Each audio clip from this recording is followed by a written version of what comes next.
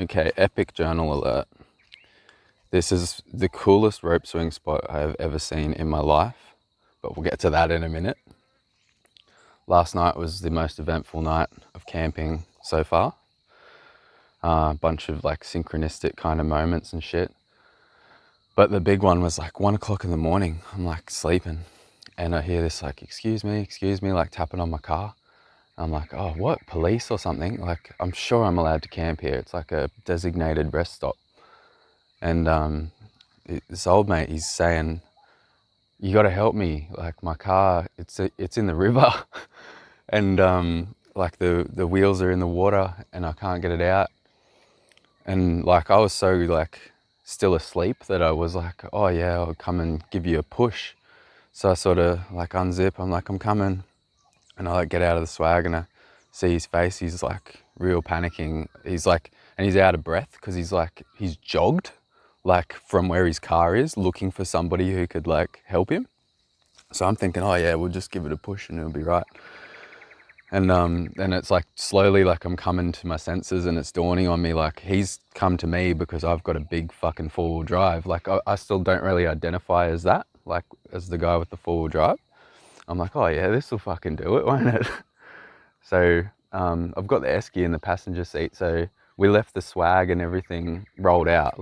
The swag's just like usually rolled out, and the tarp goes over the top to keep all the dew from all the condensation in the morning coming down. Yeah, so I left it all done up. It's like pretty dodgy, but it's like tied on to the back of the cage there, and I was like, fuck, it's an emergency, don't worry about it, man. And he just jumped on the back of the tray, like next to my swag, and he was just like holding on like up there. And he was like directing me through the fucking bush to where his car is. And I'm thinking like, fuck, he's he's come pretty far. And then he's like, just look for the headlights, like you'll see the headlights. And then I saw that. We're cruising down, and like when I first saw it, I was like, fuck that. I was like, I'm gonna lose my car. And then sure enough, he had all the gear. He had like a snatch strap and everything, and just like quickly took my tow ball off and put some other fucking thing on there and hooked his car up.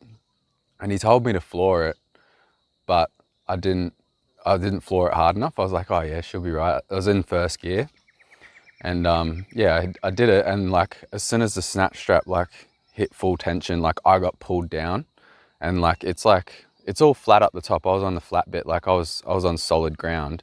But like what had happened to him is he dipped his front wheels over to put his spotties in the water to see the fish and shit, he said. And then like the back of like the car just like slid down the embankment into the water. So like that's the situation that I was now in, like, but my back wheels like got pulled down, like, so I'm like sort of facing, like I'm like more aligned with his car now, but I'm fucked because I can't get any traction. I'm in four-wheel drive, I'm in four low, hubs are locked in, but it's just so fucking slippery and it's just not going anywhere. And I've got no weight on the back of my ute either. Like, I don't know if that helps or hinders, but I'm just throwing that out there for anybody who might know. So I was fucking skits. And so what he did, like he was switched on. Like I had no idea what I was doing. He came and like undid the strap, and then like without the weight of his car, obviously it was easy for me to pull myself back up. And then yeah, after that, yeah, I kind of like got aligned again. And then the second time when I went, I just left it in second. Like I started from second and I fucking floored it as hard as I could. And he came straight out, like pulled him straight up, easy peasy. And he was like so grateful and so thankful and shit. He's like, I don't even have anything to give you. And I was like, you just gave me like the opportunity to like learn a new thing. Like I'm gonna probably have to do this again sometime. Or maybe like I'll need to do it in the future. Like I'll need help and I need to know what I'm doing kind of thing. So I've had that experience now. So yeah, that was like 1 o'clock in the morning. And then I just like drove back like with all my camp still set up on the back of the tray. And then yeah, just pulled up and went back to sleep. But like before that, it was like 11 and I got a random message from some chick I've never spoken to before.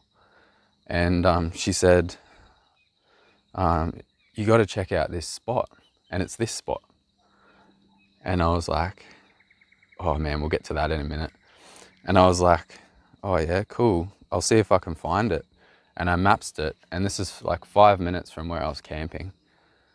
And I was like, oh, that's kind of synchronistic. And it kind of put me in like a bit more of an alert state. Like I was like, oh, stuff's happening. Like I'm excited. So I was a bit more like, I reckon I would have been like more groggy and sleepy if I hadn't have been woken up at 11 by a little ding. But yeah. And like I said, this is the best rope swing spot I've ever seen in my life. I'll just show you what I've figured out so far. Like there's a big platform up there. I don't know if you swing off that or you just jump off it. But this is like one of the stumps and you swing out over there, I've been told. Maybe something to do with that branch there, but this is the big one. Check that out. Like it's got like a little inscription, flying fox from this stump. Booyah! Use the water slide. What's this? Use drain as water slide. Okay, I'll have to check that out. So it's like, this place even comes with instructions. So there's like a ladder up there, and these kinds of rope swings, they've got like a little bit of extra rope at the bottom, and it's always just enough for you to like reach while you're climbing up shit. And then obviously you can climb all the way up onto that branch up there and jump off. It's just like a playground in like all directions. So yeah, this is going to be my morning, and I got here really early because it's like next to where I'm camping. So I went from like really jaded and bored to like everything. Like, oh, we got like a massive playground and like action is happening, and yeah. So I don't know what's next. Like but yeah, that's pretty action packed. It's like, you know, I say like I don't want to have heaps of drama and action and intrigue just to do a journal, but I do enjoy it when there's a bit of commotion, a little bit of stuff going on. I'm just gonna grab my coffee, my ice long black. These things are fucking lifesavers when you're out and you want a coffee and there's no person who knows how to make a real coffee. Because I don't really like milk, and a lot of the places in the outback and that, all they've got is like full cream milk. And when you say ice long black, they don't know what you mean, but you can usually get these cans. So yeah, I discovered them in cans. That's funny. And I don't drink heaps of coffee, maybe like one a day at the moment. Like it's one of anything, like is what I've settled on. One of any like naughty thing, like one beer or one coffee, or I've been having one Red Bull every now and then. Just feels like fun. Probably wouldn't do it at home, but like when you're out actually doing shit, it feels fun. I can see fish. I can see a lot of rubbish around here, unfortunately.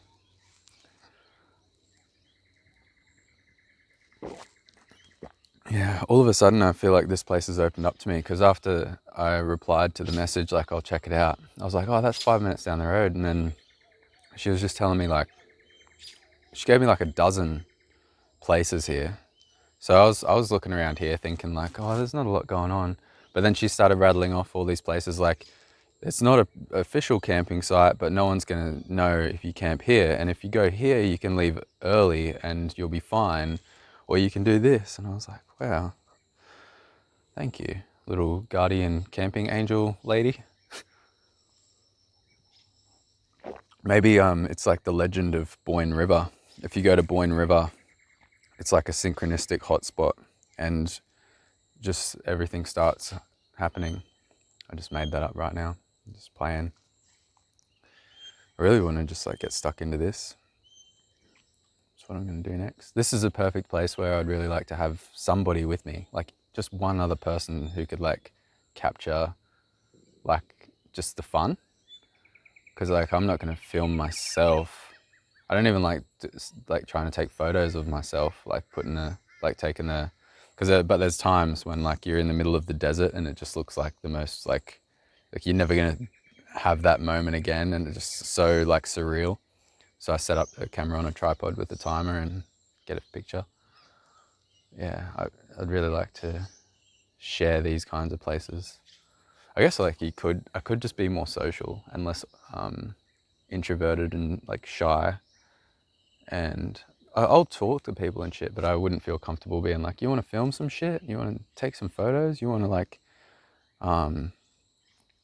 get involved in each other's lives? Yeah. Maybe that'll change too. Do I want to change that?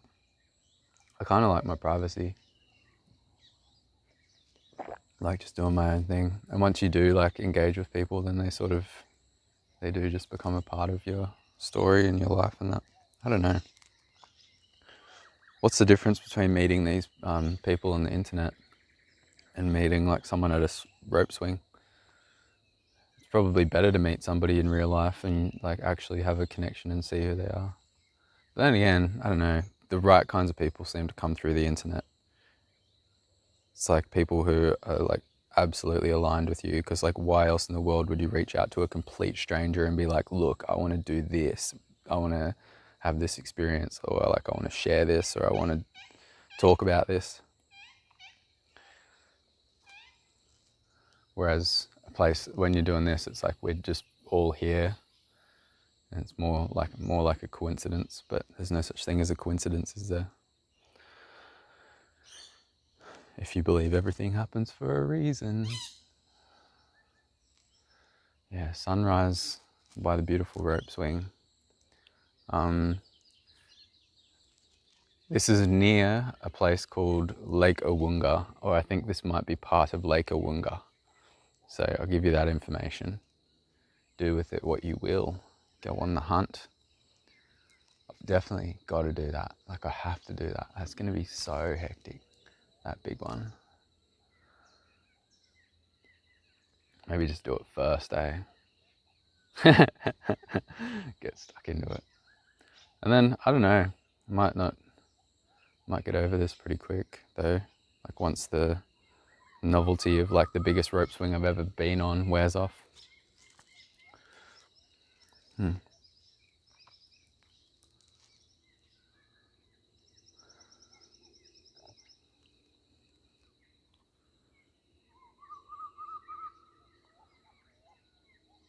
All the early morning bird sounds, so much gentler and more like peaceful. It's just like it's like the good morning world bird song.